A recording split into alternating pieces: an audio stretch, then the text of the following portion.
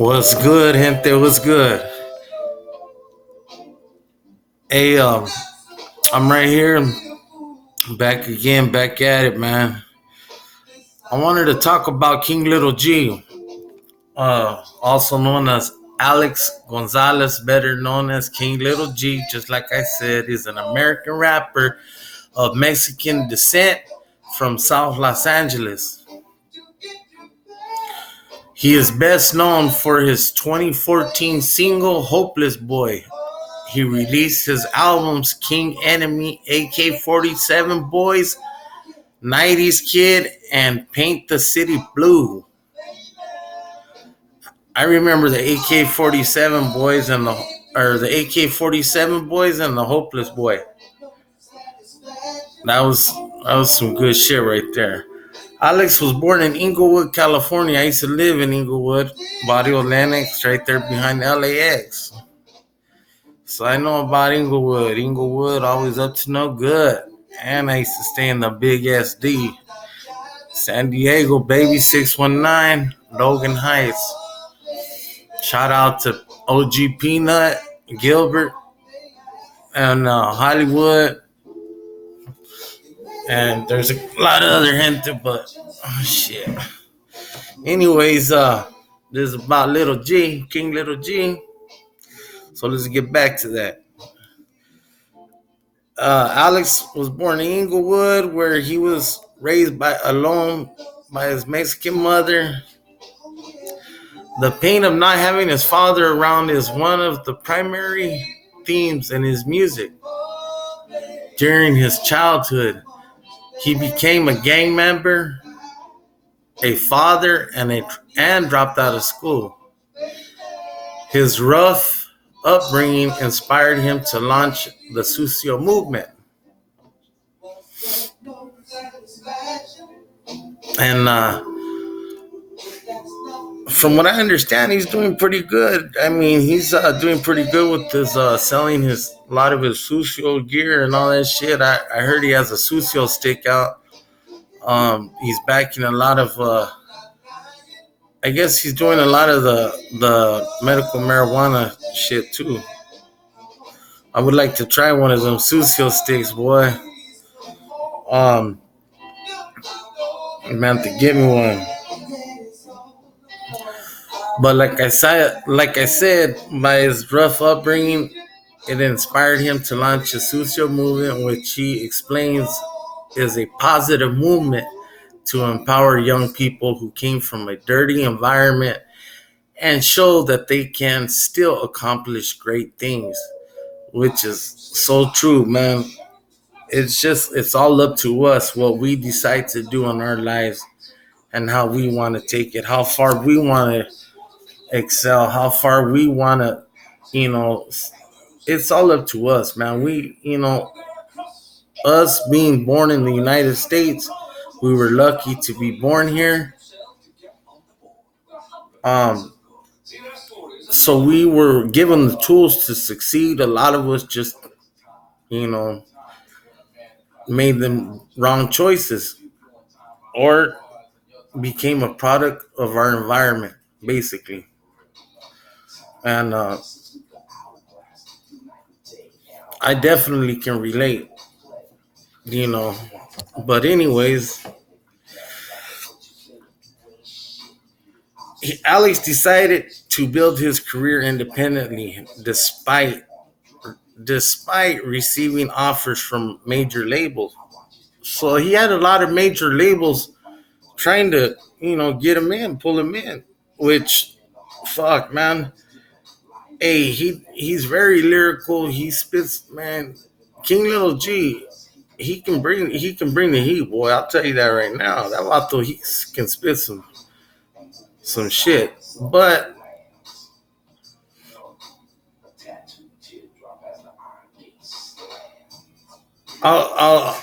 you'll know what I'm talking about later on. Okay.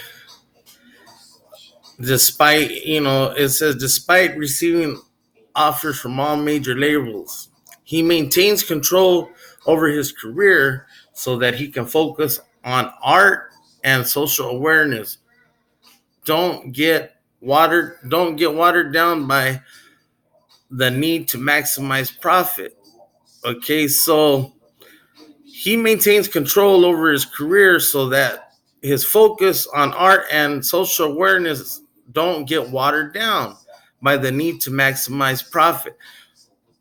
That's man, I give him so much props for that shit because in other words, what he's trying to say is that if he was to if he was to like sign to a major label, they're gonna water his shit down, even so he don't want to do that. That's not him. He wants to do his own thing, and you know, and he don't want his shit watered down, which hey, you can't blame him, especially if you can do it. You got the tools to do it, and you got the mentality, the mindset, the know-how, you got the backing, all that, man. Shit, why not do it yourself? Fuck that.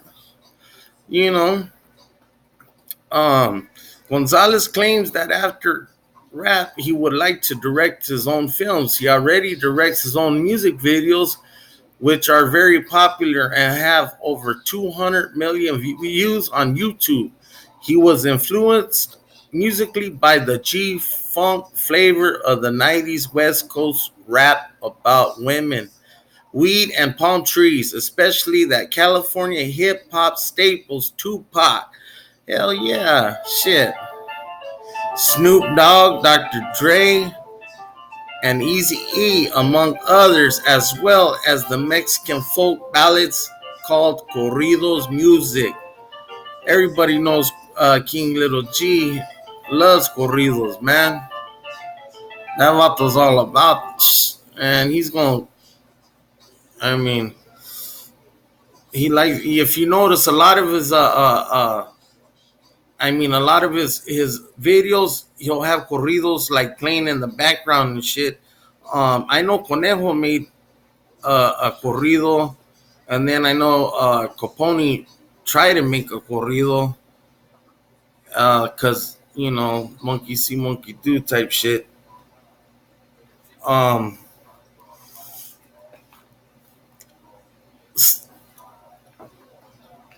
oh, dispensa 1 minute. Let's see.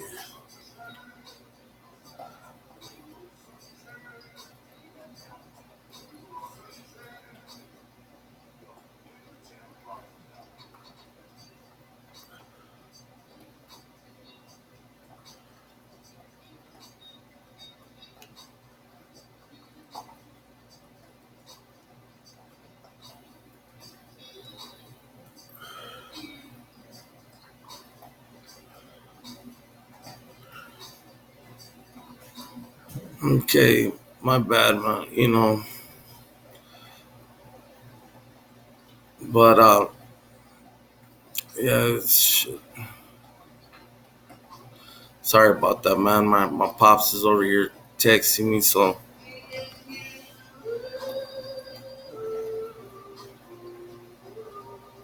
and I ain't into all the editing shit yet. So this man's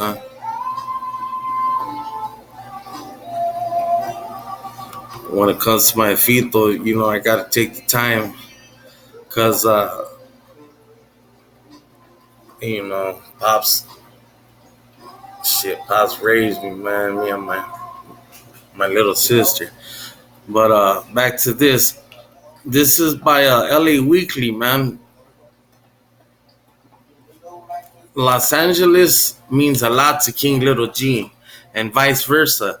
Not only does the West Coast spitter represent for all the underdogs in hip hop, he puts on for all the people who look like him.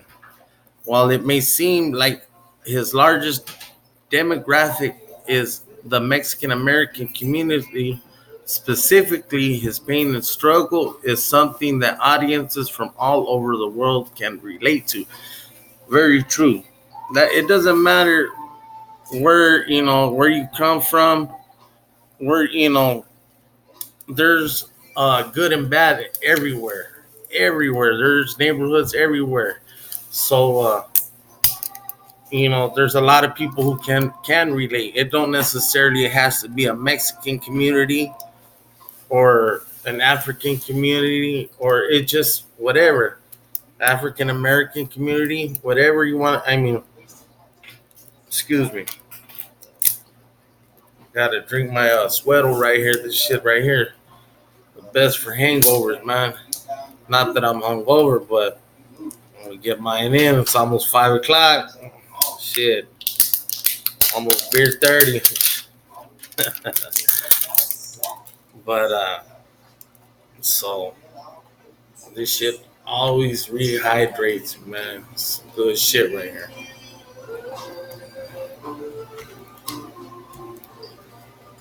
And it's just me being me. That's it, man. You know what I'm saying? Fuck it. I don't give a shit.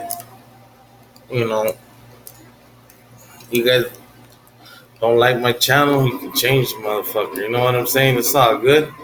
You rock with me, hey, I'm happy, man. Shit, I appreciate it. You know, I try to support all my people out there too.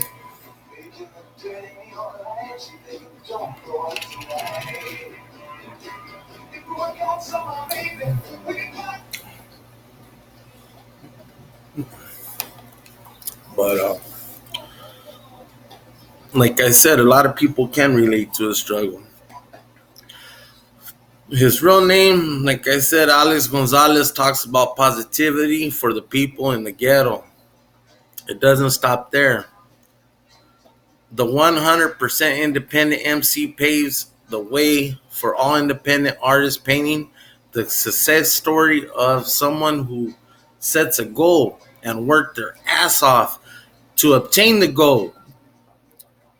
That's true. This motherfucker has worked his ass off, homie, to obtain that shit. I mean,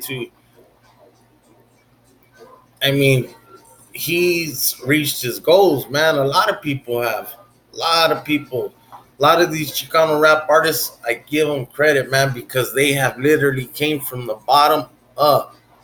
Even the black artists too. They come from the bottom up too. I ain't prejudiced, man. That's one thing. I love my black, brown people. Hey, it is what it is. You know what I'm saying? Black love, brown pride. Shit, that's, you know what I'm saying. But let's see. It doesn't stop there. The you know, let's see. And there's no cheat code when it comes to the music game at all. There isn't. And King Little G has been through it all. You know what I'm saying? There ain't no fucking cheat code. Motherfuckers can't put a cheat code in and you know get ahead of the game like a regular game. It just ain't gonna happen. You know what I'm saying? Most recently, he overcame one of his biggest obstacles in his life and experienced an experience that inspired his hit single "No Face, No Case." 2 years ago, it came out that G's catalog, worth approximately 420K, was being auctioned without his consent. Telling you that this music game's grimy as fuck, man. I mean, somebody trying to sell his shit off without his consent. Wow, that sounds like somebody that did a video on. Oh man, it's crazy shit. But while music was and always will be his outlet, the thought of having a stranger or an outsider take control of your royalties is absolutely fucking bizarre, homie. That's the fucking truth. Think about it. That'd be just like us, anybody. We finally make it, man. We come from the fucking bottom, from the fucking gutter to the top. Finally make it, and you find out some clown over there that you don't even know trying to sell your fucking shit. You know what I'm saying? especially for G, who built his foundation from the ground up 100% through the quality and consistency of his rhymes with the latest project, Eternal. The 34-year-old showcases growth, maturity, strength, and legacy. Still in 2019, he creates music for the people who come from nothing and try to make something of themselves. Nothing defines success greater than the people listening to your music. And that's the fucking truth. Nothing, I mean, that's just like me with this YouTube channel. If I succeed and I get, say, even 10 subscribers, to me, that's success. Even though, I mean, it ain't shit to nobody else. But to me, hey, I'm enjoying it. I'm having fun. That's all that matters. Like I said, you don't like it, you can change the channel. It's all good. But I'm here to give you guys this knowledge. That way you guys don't have to go and dig in and read about it. And you guys can hear about these artists and their struggles and what they what they're about. And also some of the dirt that I find out about them. Some I dislike, some I like, and the ones I dislike, I'll say it right off the rip. As you can see in my other videos, you know what I'm saying? But I also give the reasons why I dislike them, you know. But like this one's about King Little G, so I ain't gonna mention no names. You can watch my other videos and you can see. Um, it's just weird, man. Still in 2019, he creates music for the people, man. That's all that matters. You know, that's all that matters.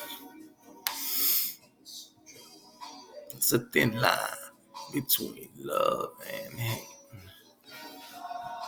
And then LA Weekly caught up with G to discuss what exactly legally happened with his royalties. His desire to help immigrants who are separated from their families, and why exactly Eminem is his favorite rapper, which is a trip because I always thought Dr. Dre was his favorite rapper because of that one video that he made, Letter to Dre. But I could see, why M would be, M's a very lyrical artist too, man. But and then they asked, how would you describe your sound? And King Little G responds, I describe myself as the rap version of Scarface when he was going from working at the sandwich stand to having things, a lifestyle, a beautiful wife, and all that. So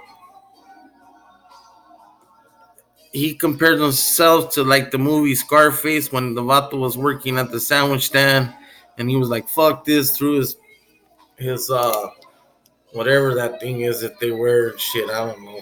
And through that motherfucker, and he was like, I'm out this motherfucker. But started from the bottom. Excuse me. What does LA mean to you? Los Angeles to me is a place where you can be of any color and you have a chance to be successful.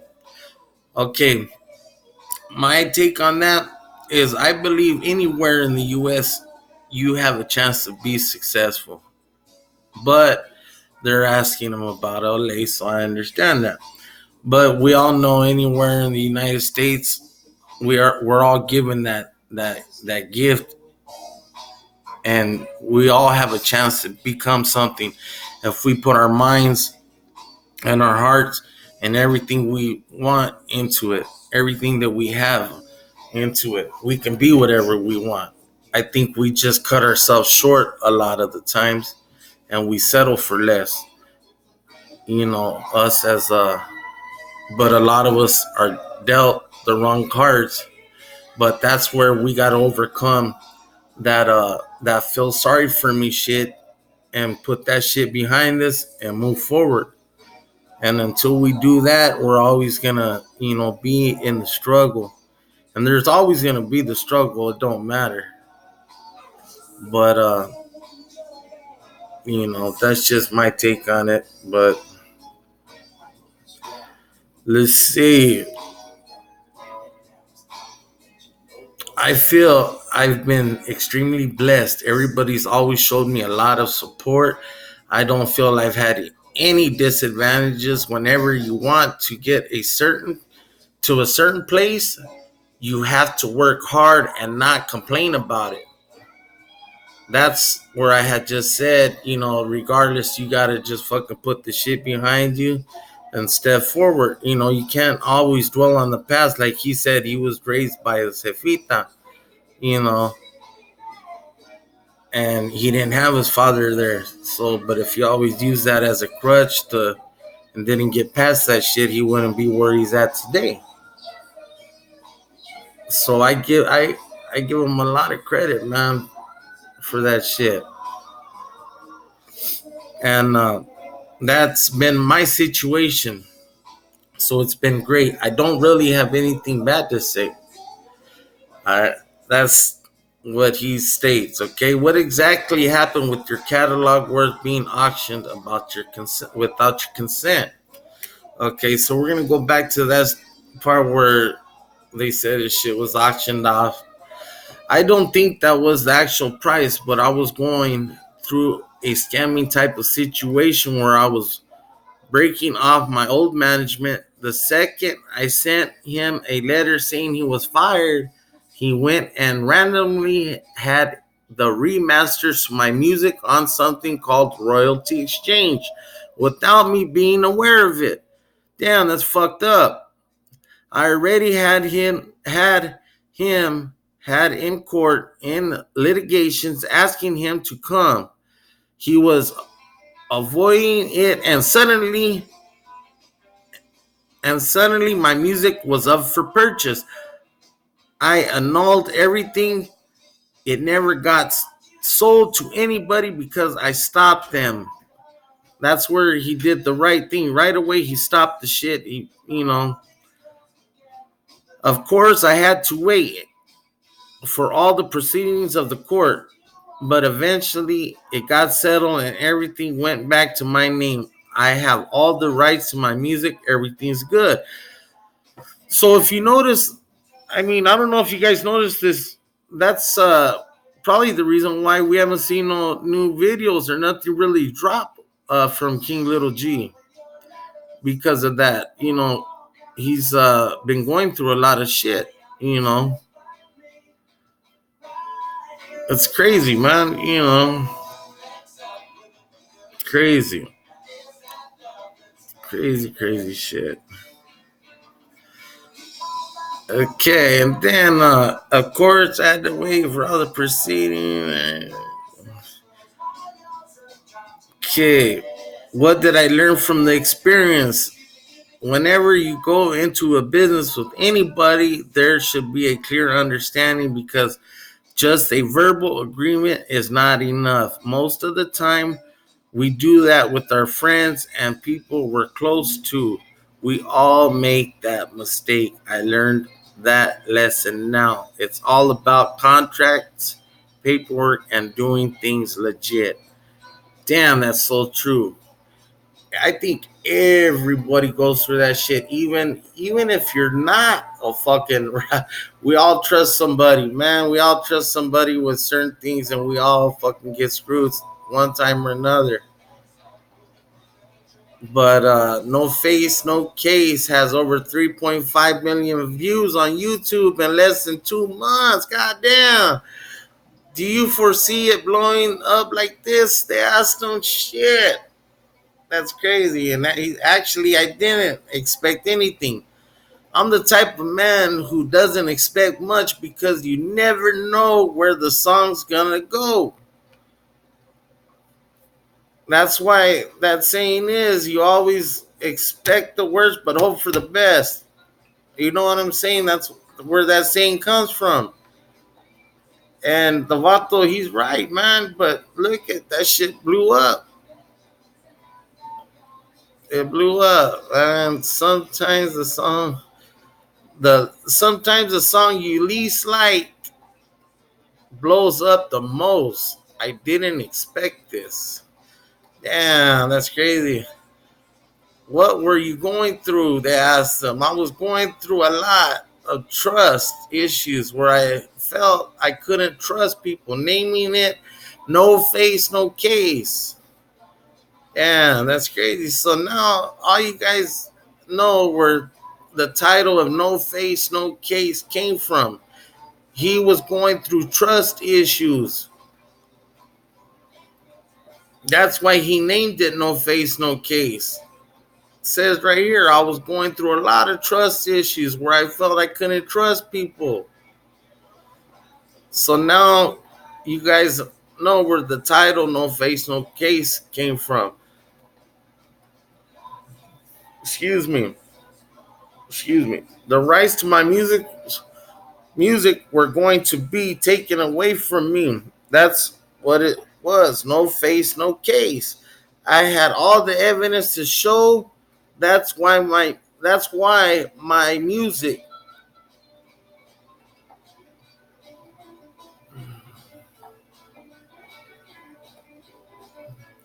I had all the evidence to show that was my music, but it was getting ripped away from me. If I didn't have money to litigate through court, I would have lost it all. Damn, that's crazy. They wanted to take my YouTube channel, my Spotify. I swear to you, you don't even understand what I was going through. It was taking me through a depression, and I still had to make content. It was driving me crazy, he says, but I made it. I was test. It was a testing point that God was under me. How strong can I be through everything? Yeah, I give you a lot of props, King Little G. You stood tall, man, and no face, no case. You got that mud. And I'm gonna leave it as that. And you guys, I want you to hit that subscribe button, hit that bell, hit that like button if you like what I've shared with you. Also, I'm gonna have on my next video, I'm gonna have something exclusive for you. This is just part one of King Little G. Okay, there's something else that I'm gonna let you vatos know about King Little G, and I think you guys will be very interested in it. And it's very interesting.